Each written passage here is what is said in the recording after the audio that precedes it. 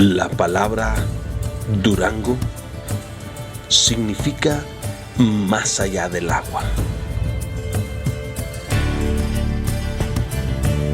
Este nombre fue dado por los conquistadores vascos que decidieron fundar la callada y tranquila ciudad colonial de nuestro Durango.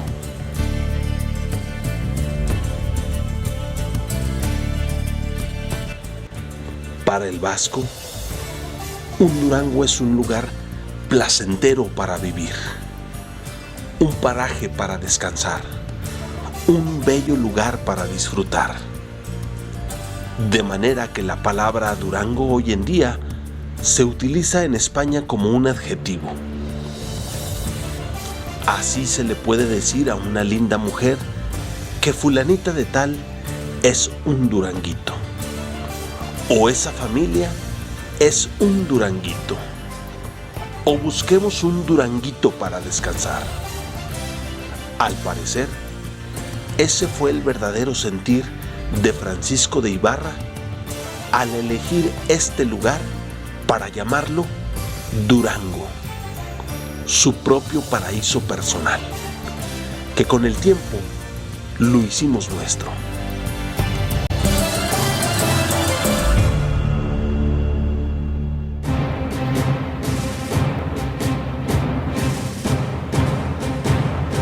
La historia de Durango parece iniciar en este momento de conquista, de expansión española.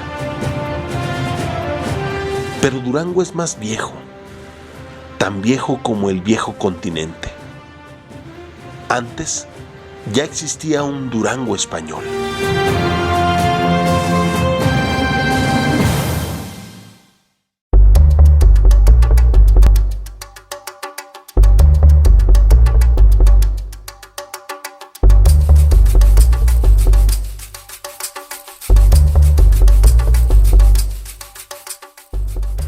No obstante, Durango es más viejo que la provincia de Vizcaya. Su nombre era Analco, el Durango nativo. En el episodio anterior, conocimos los génesis de nuestro Durango, el Durango ancestro, indígena, prehispánico.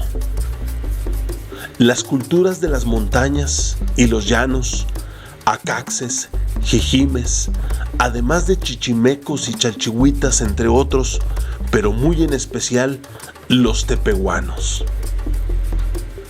Conocimos los vestigios de los límites de Mesoamérica en las ruinas de la ferrería. Y también retrocedimos hasta el centro del país para entender cómo sucedió el proceso de la conquista y la invasión española en tierra azteca y por consecuencia en todo el país. Mediante esa conquista, fue así como poco a poco el español y el vasco llegaron a tierras tepehuanas.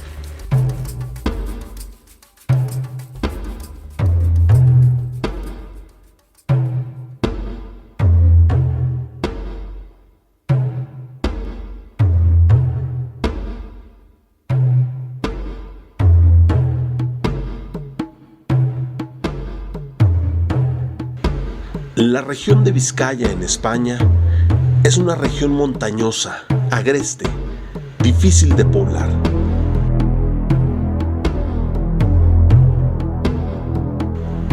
Los vizcaínos aprendieron a dominar su tierra desde muchos años antes. La región norte de España, en particular, la región de Santander, la región de Vizcaya, es una región, los vascos es la zona que no fue conquistada por los musulmanes de entrada, ¿no? O sea, no hay la presencia musulmana ahí en el antecedente histórico directo de la región. Pero más que eso, los vascos son grandes navegantes y los santanderinos, esta es la otra región del norte de España, donde llegaron a esta región, son mineros. Son gentes que de la metalurgia, es la zona donde se encuentran las industria metalúrgica española. Al igual que las culturas nativas de América, España era considerada por los romanos como un país aislado, al extremo de la tierra, el rincón incivilizado, bárbaro, inútil de conquistar.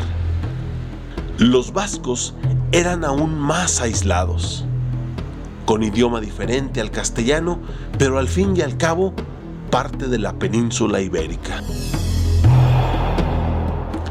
Los españoles han sido invadidos y conquistados en diferentes ocasiones, por los romanos al inicio de la nueva era, por los cartagineses poco después y en plena época medieval por los musulmanes.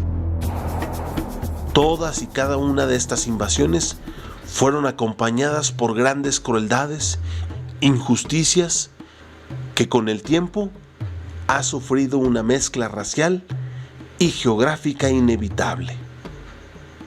De modo que todo español tiene algo de romano, africano, árabe y galo por su cercanía.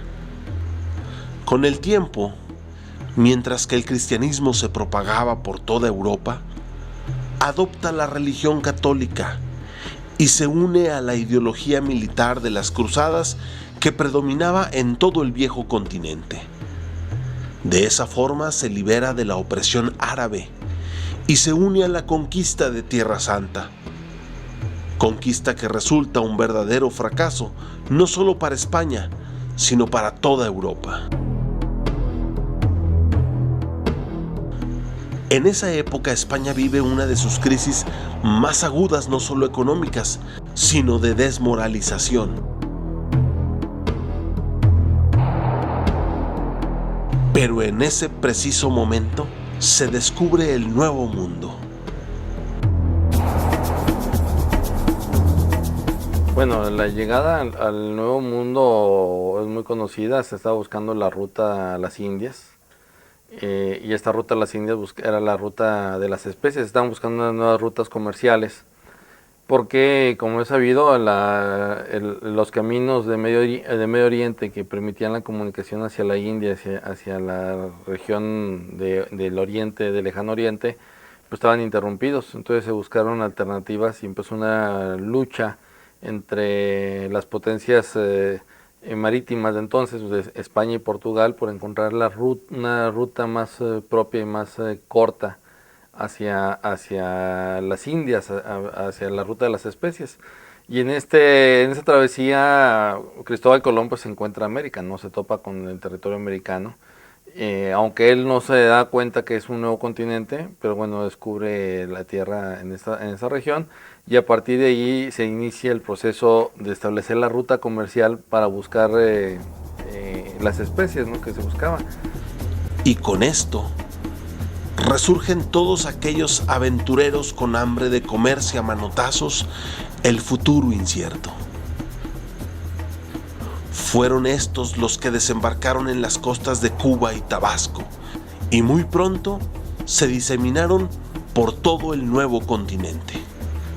La corona española y su alter ego, el virrey en México, pues tenían la premisa vinculada hacia el desarrollo de ese proceso conquistador y de exploración hacia el norte de México, en la búsqueda justamente de nuevas minas de plata, de oro, pero al mismo tiempo también de continuar con el proceso de evangelización de los naturales que eventualmente iban a encontrar en otros lugares, lo que les permitía necesariamente establecer bastiones para que ese desarrollo hacia el norte se diera. Hacia los años 30 del siglo XVI hay un naufragio famoso de Cabeza de Vaca en Florida, y él logra, junto con otro sobreviviente, hacer un largo recorrido por toda la estepa norteamericana y logra llegar prácticamente hasta Nueva Galicia, es decir, de Florida, Luisiana, Texas, y toda esta gran parte recorre y llega hasta Nueva Galicia.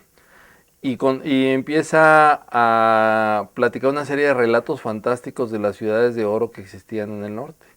Las quimeras de las ciudades de Cibola y Quibire, las grandes ciudades de oro y plata que existían, y que bueno, él las narra como unos hechos muy precisos, muy reales. Y esto propicia el que surjan intereses, nuevos intereses de conquistadores por hacer empresas de conquista para avanzar hacia el norte. Ginés Vázquez de Mercado era uno de ellos. Y muy pronto desde Guadalajara emprendió su búsqueda del Cerro de la Plata al norte de Zacatecas. Su obsesión por tal cerro motivó para encontrarlo. Ginés Vázquez de Mercado, y no del mercado, es importante aclararlo, visita por acá en busca del gran cerro fantástico de plata, ¿verdad?, que conocemos hoy día como Cerro de Mercado. Viene precisamente siguiendo la descripción de su viaje, viene por un camino que se antoja mucho un sendero indígena prehispánico. Y bueno, supone que es este Cerro de Plata y sigue avanzando hacia él, y ya en las proximidades se da cuenta de que es una ilusión el cerro, es una montaña de ilusiones el cerro del Mercado, porque finalmente es un cerro de fierro. Y lo que brillaba, el Cerro del Mercado siempre fue famoso por sus cristales de berilio. Tenía una gran cantidad de cristalizaciones de berilio el cerro, ya no las tiene actualmente porque la mina ya se las acabó, pero tiene una gran cantidad de cristalizaciones de berilio, y esto hacía que brillara, así que emitiera reflejos, resplandores. Los guías indígenas escaparon una noche antes y la desilusión invadió a Ginés Vázquez de Mercado al percatarse de que su cerro no era de plata, sino de fierro.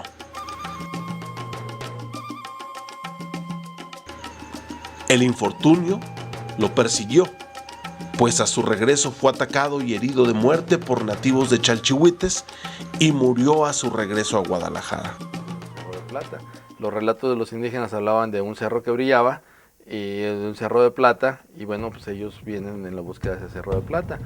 Y bueno, es una de las primeras expediciones que hay por esta zona. En 1548 los españoles llegan a Zacatecas, descubren las minas de Zacatecas, pero este es un proceso gradual, un avance gradual que se va teniendo. Y a partir de entonces, pues empiezan a hacer exploraciones más al norte.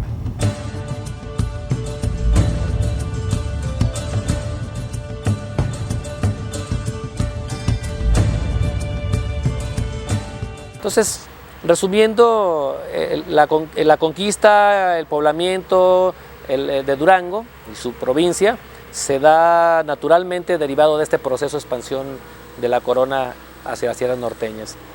En 1548 inicia el proceso de establecimiento del español en Zacatecas con el descubrimiento de las minas de ese lugar. Y esto es de especial significación para nosotros porque a partir de ese punto y de este hecho histórico es que se deriva el proceso de expansión de los españoles por estas tierras. Y a partir de entonces, pues empiezan a hacer exploraciones más al norte. De Zacatecas siguen los grandes descubrimientos del Cerro del Papantón, las minas de San Pantaleón, las minas de toda la región de Sombrerete y las minas de la región de Chalchihuites. Empiezan a descubrirse toda esta serie de minas y estas van propiciando el avance paulatino de los españoles en la región.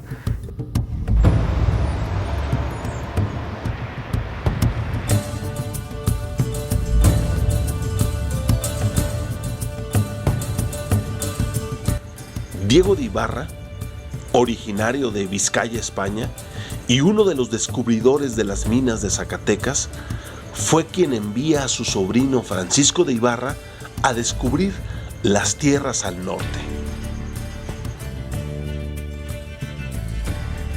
Francisco de Ibarra parte de Zacatecas hacia Fresnillo, Sombrerete y San Martín, y al lado de Juan de Tolosa funda estas 3 villas. Francisco de Ibarra es enviado desde Zacatecas por su tío Diego para que venga justamente a hacer la entrada hacia el norte. Llega en 1563, ya posteriormente a la primera incursión de españoles en la región. Bueno, Francisco de Ibarra es el descubridor y el conquistador de la Nueva Vizcaya. Él en la empresa de conquista tiene la orden de fundar un nuevo reino. Lo que encuentra el norte de la Nueva Galicia va a ser el nuevo reino de Nueva Vizcaya. Y él se aboca a la fundación de su reino, al establecimiento del reino, para que fue contratado para hacer esta empresa, ¿no? Entonces él viene y establece los elementos suficientes para poner este reino. Continúa hacia Vino y rodea el Valle de Pánuco, lo que sería Valle del Guadiana en muy poco tiempo. Continúa hacia las quebradas hasta llegar a la región de Tayoltita, Topia y Tamazula. A su regreso, atraviesa ahora sí el Valle del Guadiana, en donde tiene su primer enfrentamiento con los nativos del lugar y sale herido. Así, regresa a Zacatecas.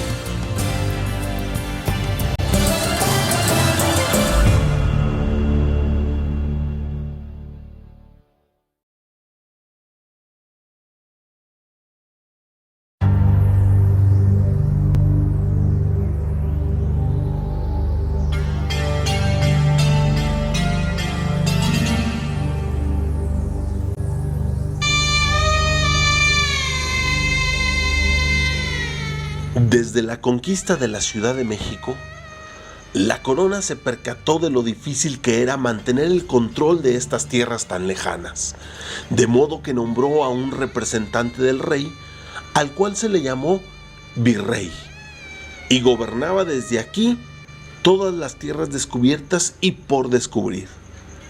Las tierras descubiertas eran ocupadas y arrebatadas arbitrariamente en nombre del rey de España y por autorización del virrey.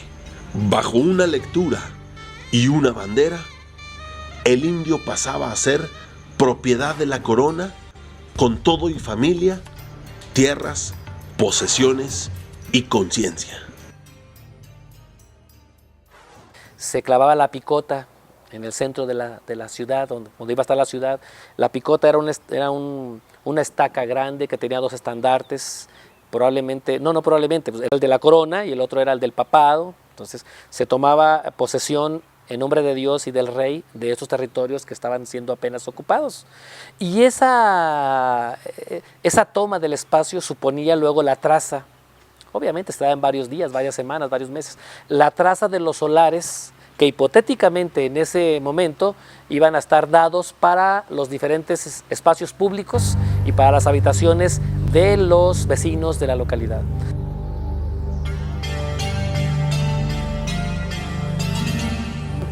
Se dan muy lentamente, son espacios poco poblados, pero naturalmente van poblándose en la medida en que hay mercedes de tierras y aguas. Es decir, para propiciar la población de estos lugares y que los vecinos se asienten allá, entonces se requiere que el rey o el gobernador, por la vía del rey, mercede la tierra y mercede el agua. Es decir, tú te quieres asentar aquí como vecino, tienes que vivir acá con tu familia, te mercedo la tierra para que la trabajes, te doy el agua para que cultives y entonces aprópiate de este espacio, ¿no? El rey y el virrey tenían la autoridad de repartir tierras y convertir a los indios a la nueva religión, además de convertirlos también en esclavos de los españoles, para ser vendidos como mano de obra, a lo cual se le llamó encomienda de indios. Los niños eran separados de sus padres para ser adoctrinados en la nueva fe y no seguir influenciados por los dioses de sus padres. De esta forma se desintegraba la moral del antiguo México. Los misioneros invitaban de manera voluntaria a abandonar la antigua religión y a adoptar el catolicismo como fe única con el acto del bautismo. Entonces los frailes lo que hacían era llegar a evangelizarlos y bautizarlos de manera masiva, porque una vez bautizados eran hijos de Dios, y al ser hijos de Dios entonces ya no podías matarlos. ¿Sí? Pero finalmente se encontraron ahí las formas de hacerlo. Bueno, pues estaban en la misión, eran hijos de Dios, pues estaban fuera de la misión, como se ven, estaban bautizados, no estaba bautizado, entonces bueno, pues se los iban ejecutando, y se los fueron ejecutando, ¿no? Los indios que aceptaban se les trataba con consideración como esclavos, y los que no aceptaban eran apresados y con el tiempo exterminados. Pero los que habitaban o vivían en zonas que había algún interés económico fueron literalmente masacrados. El caso de los acaxes, de los jijimes, pues estaban en la zona de plata, ¿no? En la zona minera, en Topia, en Tamazula, en Canelas, en esta región donde están las grandes minas, en Otaes. Bueno, pues fueron literalmente masacrados y exterminados.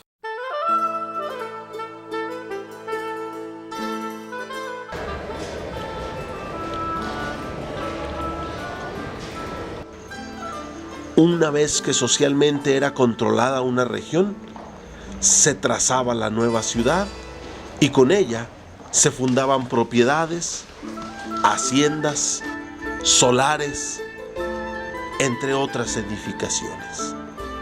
La plaza mayor, o sea, la plaza central, el espacio para la iglesia catedral, el espacio para la casa consistorial, el espacio para la cárcel, el espacio para el cabildo y eventualmente los espacios para la gente que estaba ya mercedándose en la tierra para hacer la ocupación propiamente física del espacio. Entonces, tenemos que pensar, situarnos un poco en la época y pensar que fueron días muy complejos, muy difíciles, muy convulsos, en los que las tomas de estos espacios eran casi simbólicas, como había dicho, pero que con poca gente empezaba realmente a componer la imagen de un espacio propiamente dicho, propiamente habitado.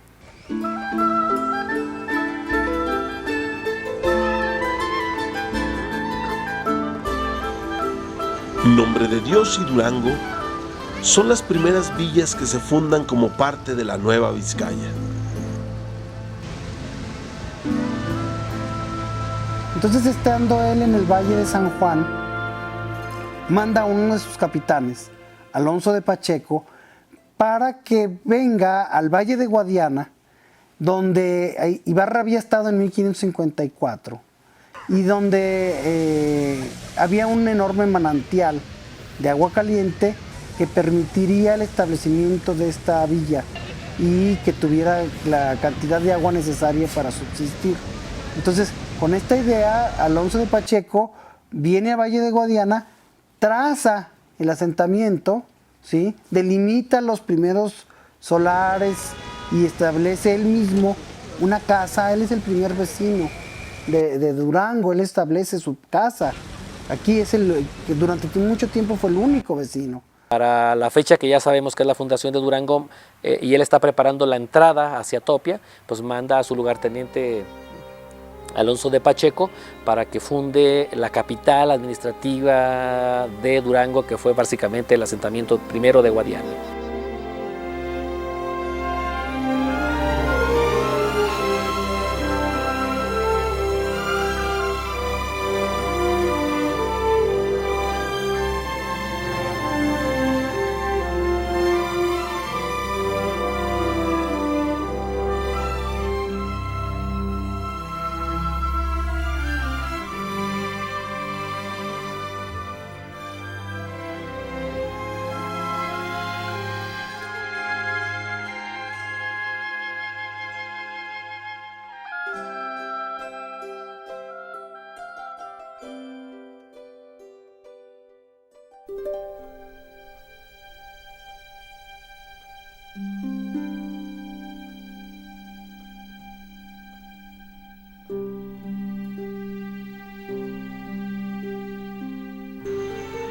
Francisco de Ibarra había ya fundado unos meses atrás la ciudad de Nombre de Dios, la cual arrebata de la Nueva Galicia. Entonces él, como estrategia, viene y funda una nueva población más al sur, que es Durango. Durango se funda por razones políticas.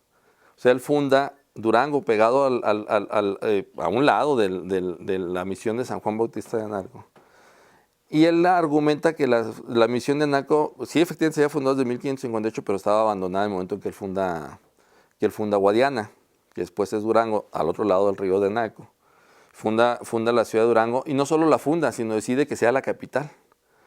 Que nos podría parecer desde el punto de vista estratégico en ese momento, pues una barbaridad, porque cómo funda la capital del nuevo territorio en el límite, en la frontera sur, ¿no?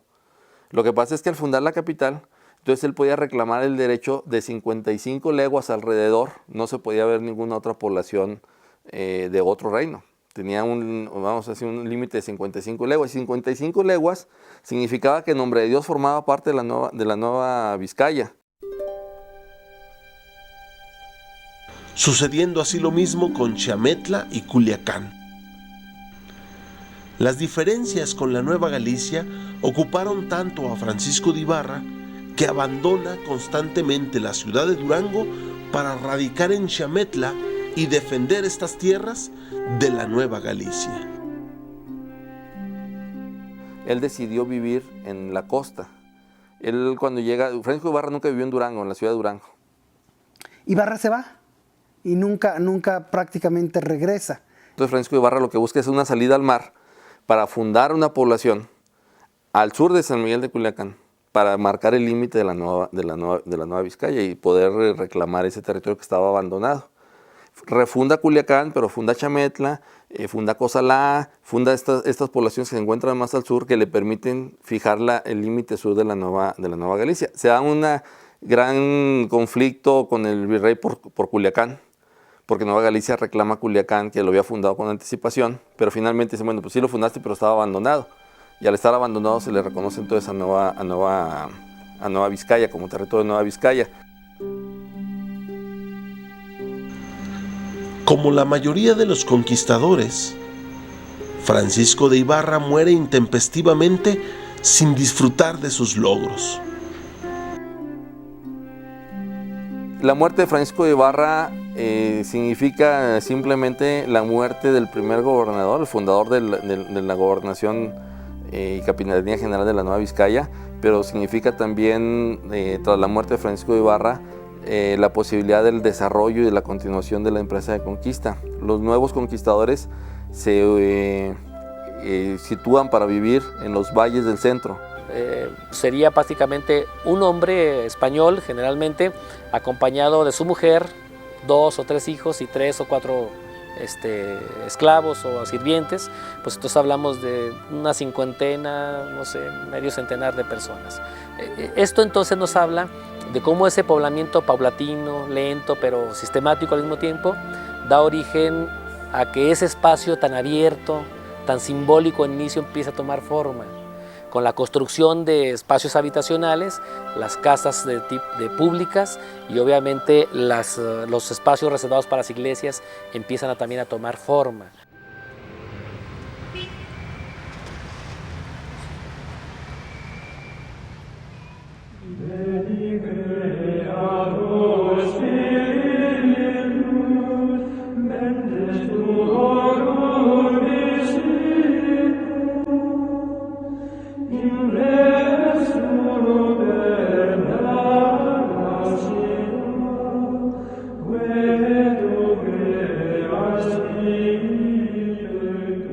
También los frailes y los obispos hicieron una labor precisa para el dominio de los pueblos y las tierras. La necesidad de pacificar a los pueblos y evitar enfrentamientos era labor de los religiosos. Entonces los misioneros iban de avanzada, ¿Qué les favorecía que los misioneros fueran de avanzada? El contacto primero con los indígenas no era tan violento. El primer contacto, y el segundo contacto sí era violento, pero el primer contacto no era violento. O sea, el primer contacto era un contacto evangelizador en primera instancia.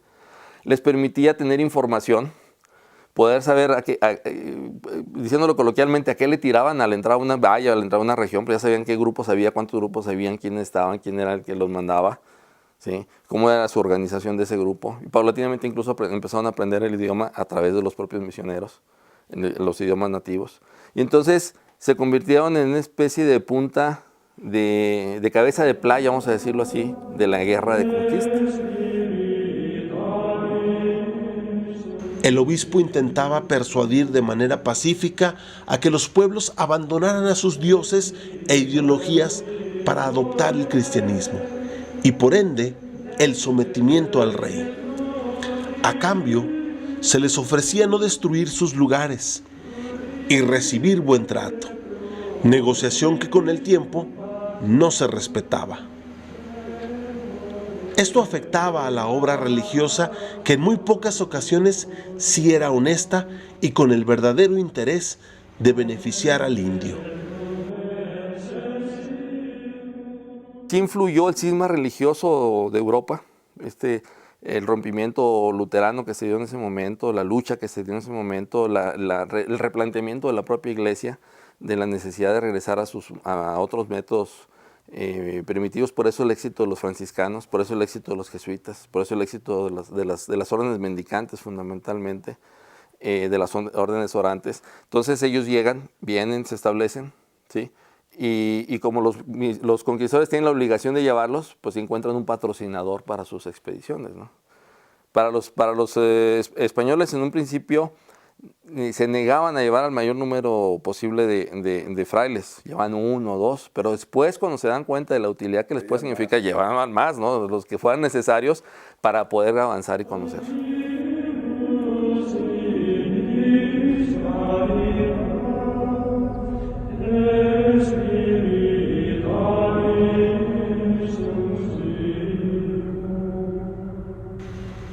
Fueron ellos los que inician la misión de Analco y Tapias, entre otras como las de Nombre de Dios.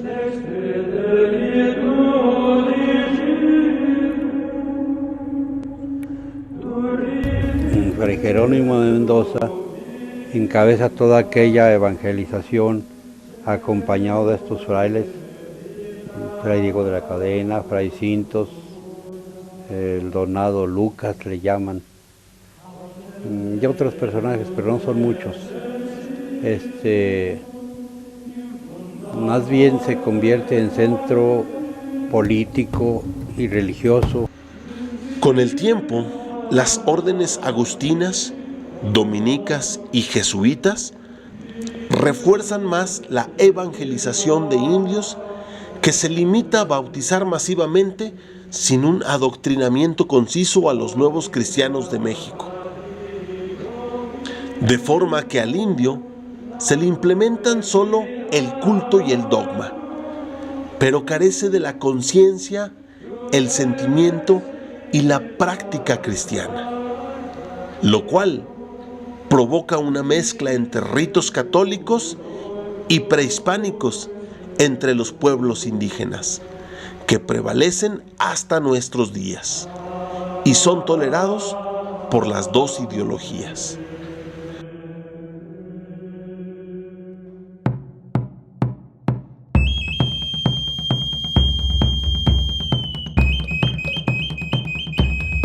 Pareciera que la expansión española es todo un éxito, pero no todo era viento en popa.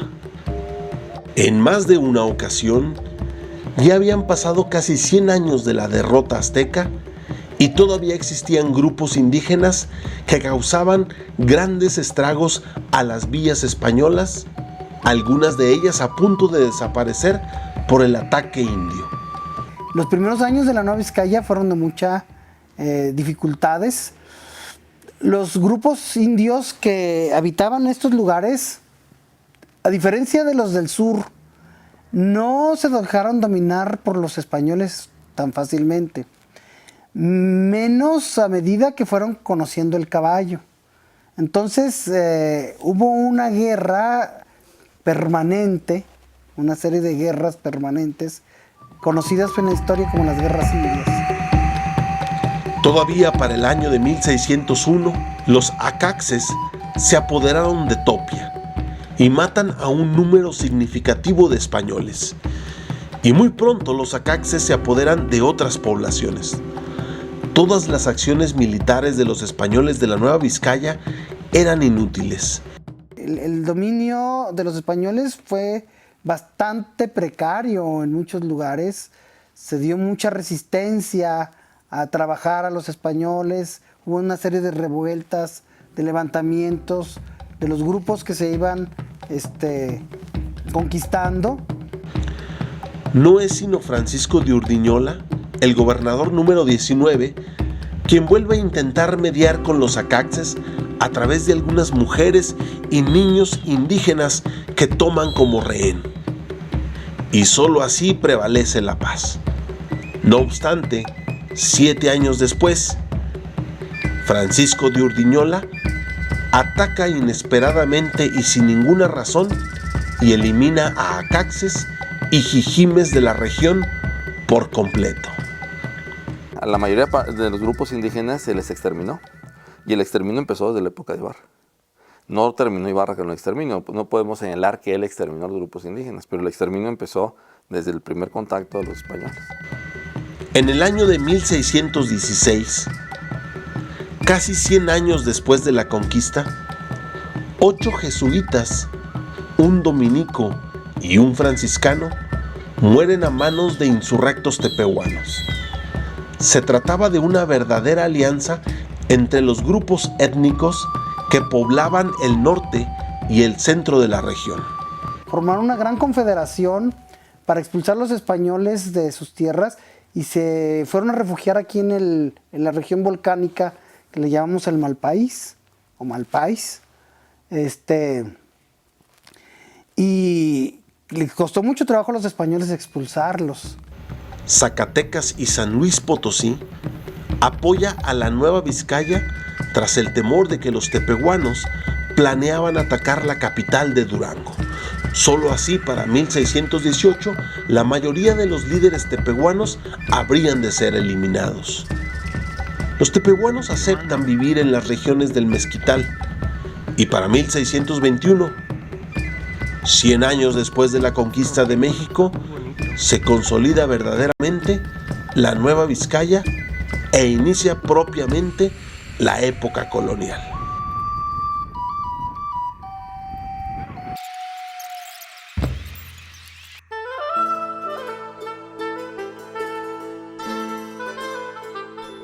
Hay que entender la mentalidad de la época.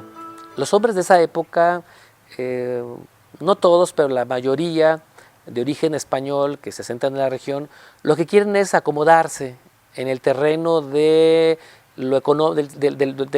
esa estructura estamental colonial que era terrible, entonces que estaba determinada por una parte por las posesiones, pero también estaba determinada por el color de la piel y ese tipo de cosas. Entonces ellos, queriendo ubicarse, lo que hacen es buscar las mejores condiciones para asentarse definitivamente. Bastó todo el siglo XVII y todo el siglo XVIII, 200 años para que la cultura europea viniera a transformar el rostro de México y Durango propiamente. Ahora la sociedad del Nuevo Mundo había tomado un rostro europeo, un rostro español, con sus formas, con sus ciudades, su lengua especialmente y su educación religiosa.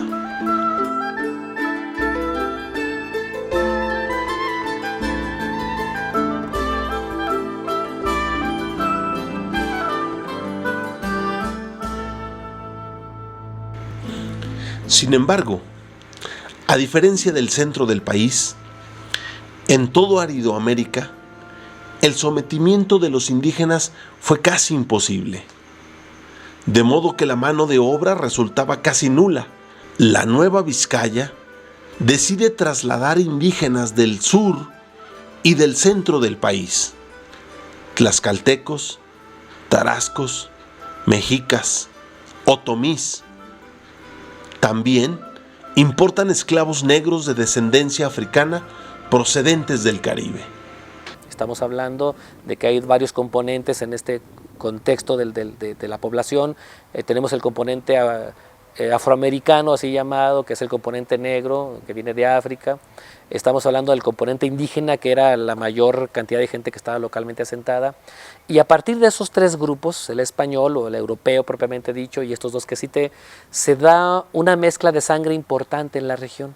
Entonces, todos los que estamos aquí ahora, pues somos prácticamente mestizos de español, mestizos, no voy diciéndolo desde el punto de vista mayoritario, sino quizás minoritario,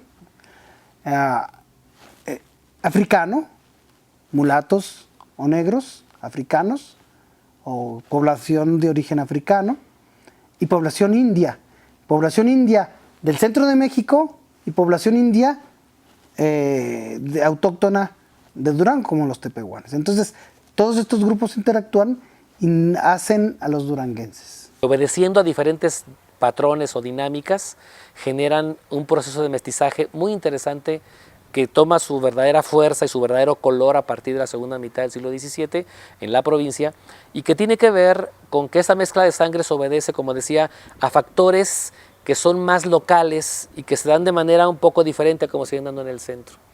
Por citar nada más un caso, los españoles tenían una tendencia natural a casarse con mujeres blancas, hablo de los hombres, y que generalmente tenían que ser españolas, de los que venían acompañando a los españoles en las primeras entradas, o criollas ya nacidas en México, particularmente en la provincia. Cuando el mercado matrimonial se ve contraído por las epidemias, por la migración o por otros factores, pues entonces se casa o se procura casarse con alguien que se acerque en términos de esta pigmentocracia pues a algo que para mí es conocido. Pero no obstante, se da entonces una mezcla de sangres que decía que es riquísima además porque va acompañada de todo un contexto de cultura.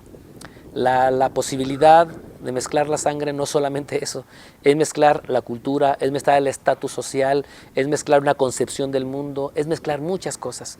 Por eso el mestizaje deviene de todo un proceso muy intenso de relaciones entre las personas por los más diversos motivos. Dando origen a las castas que los investigadores clasifican en 15, algunas como españoles puros, españoles moros, españoles judíos, criollos, mestizos, castizos, mulatos, moriscos y cambujos.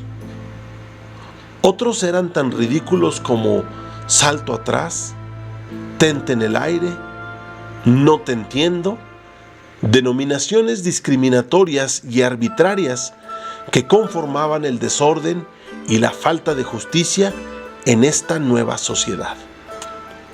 ¿Qué es lo que hace esto? Pues hace pues que la conformación de la sociedad neovizcaína pues tenga un fuerte componente de castas, que a fin de cuentas hace que este contexto del mestizaje cobre vida y colorido verdaderamente hacia finales del siglo XVII.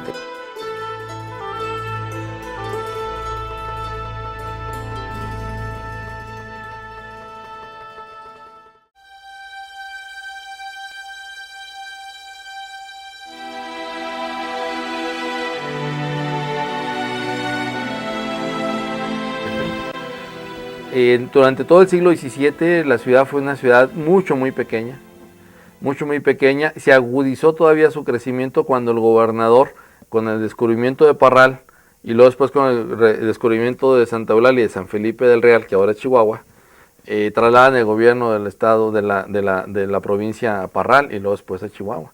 Entonces al trasladarse los gobiernos a la zona donde normalmente debían de estar, que era la zona donde está el desarrollo económico, pues al trasladarse a esa zona, entonces el gobierno pues ya no tiene la oportunidad de crecer la ciudad. Cuando se descubría una mina en la Nueva España, acudían un gran número de personas atraídas por la posibilidad de enriquecimiento fácil y rápido o simplemente en busca de trabajo. De esta manera, en Durango, como en todo México, aparecen centros de población llamados reales de minas.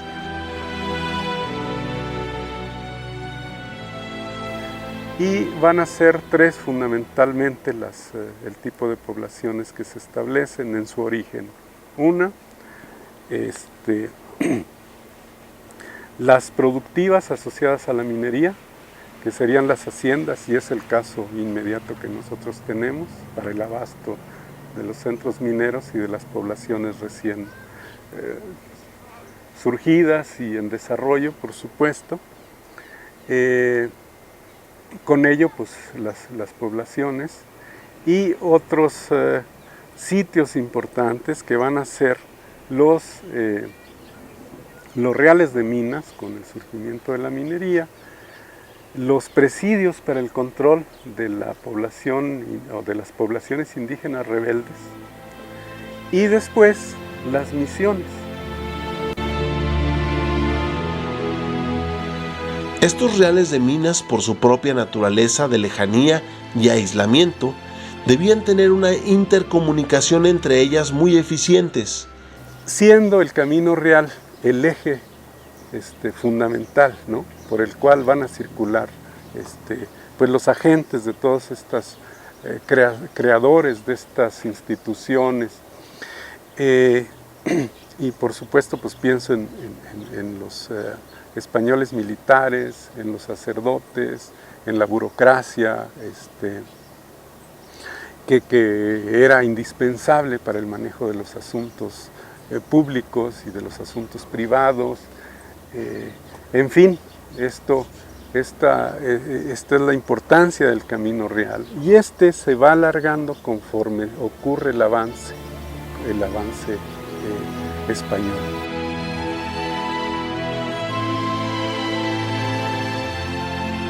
Estos corredores ya existían desde tiempos prehispánicos, llamados el Camino de la Turquesa y después el Camino del Cobre. Una vez que Zacatecas se convierte en un centro minero español, la ruta toma el nombre de El Camino de la Plata. Fue también un flujo cultural, multirracial. O sea, pasaron esclavos por aquí, pasaron mulatos, esclavos negros, mulatos, miembros de otras etnias, no solo españoles. O sea, nuestra conformación fisonómica y genética, ¿no? O sea, nuestro color, nuestra talla, nuestro volumen, bueno, no, el volumen es muy de nuestro tiempo, ¿no?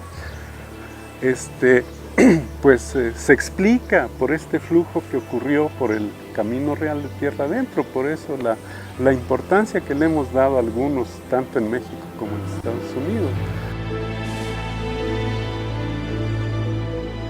Con esta ruta, los productos y las personas comenzaron a fluir, y Durango logró vencer la crisis que desde 1630 venía padeciendo.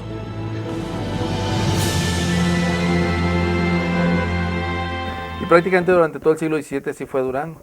Al inicio del siglo XVIII, hacia las primeras décadas del siglo XVIII, finalmente regresan los gobernadores aquí, tras un largo litigio entre la iglesia y el Estado, y que el rey finalmente falla, que el gobernador debe regresar a vivir donde reside el obispo, y bueno, obligan al gobernador a regresar para acá. Estamos hablando de los primeros décadas del siglo XVIII, y la ciudad sigue sin crecer. No es una ciudad que para entonces tendría unos 7, 8 mil habitantes, ¿no? Más o menos como un nombre de Dios, aproximadamente de ese tamaño.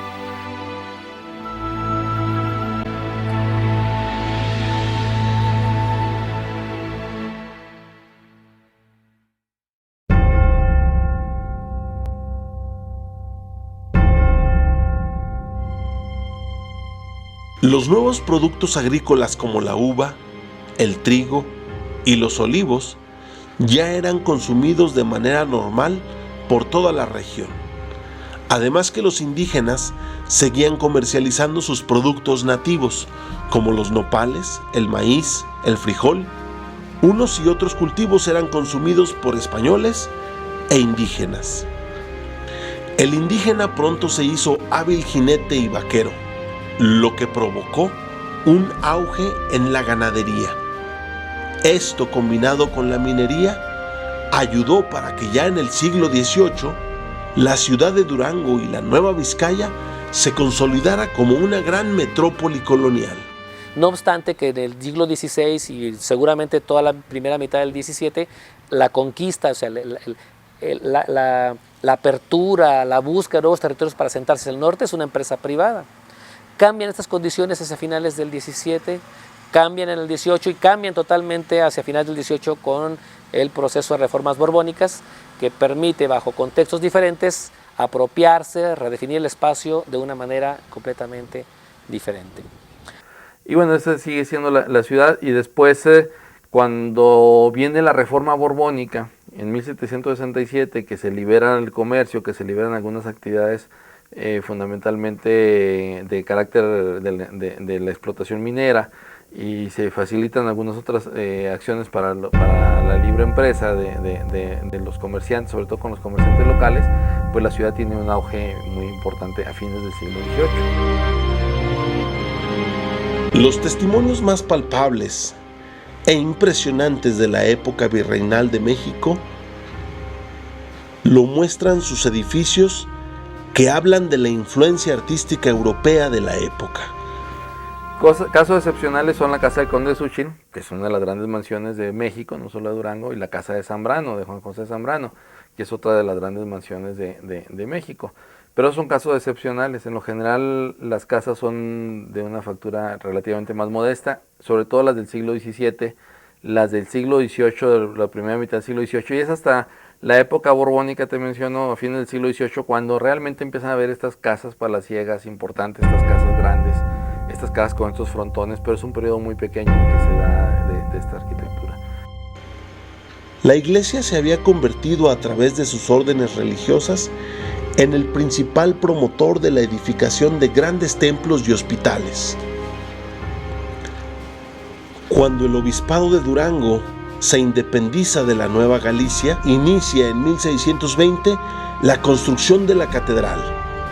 Después de grandes desventuras, entre ellas incendios y derrumbes, el 3 de marzo de 1630, la villa de Durango es elevada con el título de ciudad y se le otorga su escudo de armas con una gran similitud al de Vizcaya en España.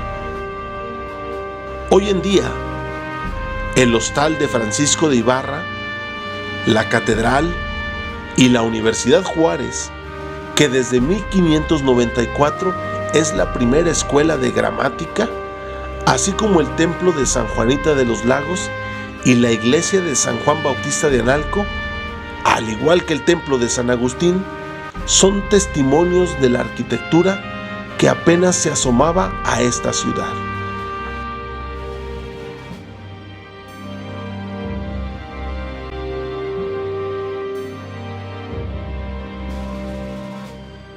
Bueno, pues lo más sencillo son los hospitales, ¿sí? Porque la gente no guardaba memoria, no tenía memoria de sus enfermedades, nadie tenía la obligación de saber medicina, seguía la tradición oral nada más.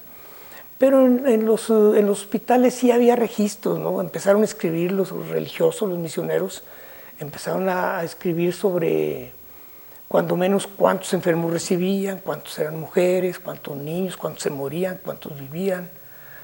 Y los servicios que daban los primeros misioneros que vinieron a Durango eran de la orden de los juaninos. Llegaron en 1620 y ellos establecieron un hospitalito. Ahora, un hospital, pues imagínate, es un cuarto de adobes con techo de lodo, ¿sí? Y tenían unas tarimas con costales de zacate, bueno, y ahí ponían los enfermos. Lo que hacían era bañarlos, darles de comer, acostarlos y pues darles cuestión religiosa, ¿verdad? Asistirlos, darles catecismo y cosas por el estilo. En realidad toda esa medicina existió en toda la colonia. Los religiosos contaban 4 o 5 padecimientos en sus hospitales. Ellos reconocían, los religiosos reconocían 5 padecimientos claves, que creían que eran todos los que había sobre la tierra, que eran la fiebre, que no era un padecimiento, era un síntoma, la diarrea, las enfermedades venéreas, que fueron muy abundantes durante la colonia por la promiscuidad entre españoles y ¿cómo se llama?, indígenas. Y los españoles, pues tú sabes que pensamos que fueron los que trajeron las enfermedades venéreas, aunque ahí eso se discute. Otra enfermedad, las enfermedades respiratorias y las enfermedades comunes, era todo lo que se manejó de 1620 a 1830 y tantos, 1833, 1840. Se funda el Hospital de la Santa Veracruz, al cual por muchos años se le conoció como Hospital de los Pobres. Este se encontraba en lo que hoy son las calles de Pino Suárez, Vaca Ortiz, Juárez y Victoria. Hoy escuelas primarias, Templo de San Juan de Dios y las instalaciones de la Orden Masónica de Durango.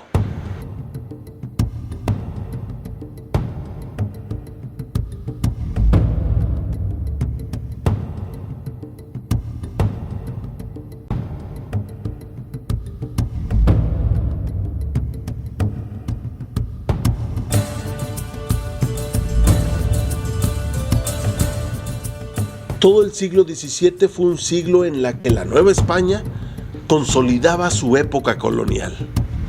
Durango no era la excepción.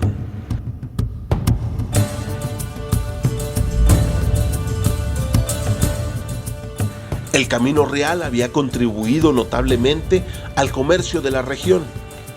Los reales de Minas se encontraban en su mayor bonanza, existiendo para 1730 más de 90 grandes almacenes.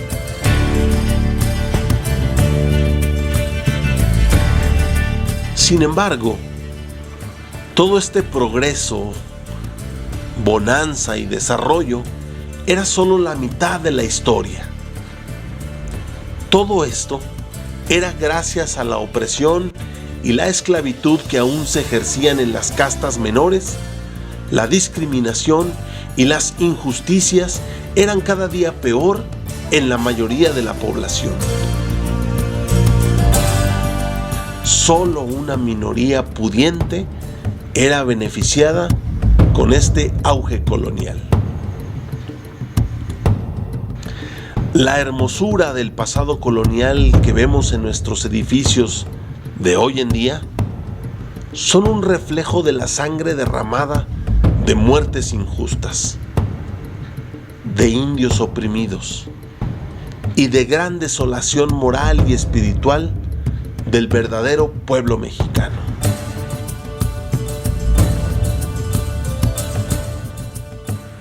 En esos momentos de injusticia nace en Tamazula, Durango, Guadalupe Victoria, y a él toca ser testigo de esta falsa bonanza de la colonia. Este hombre se convertiría en un futuro defensor de las clases oprimidas e importante líder político no solo de Durango, sino de toda nuestra nación. En este siglo no solo se consolidó la colonia, también se fraguó las ideas de independencia y libertad.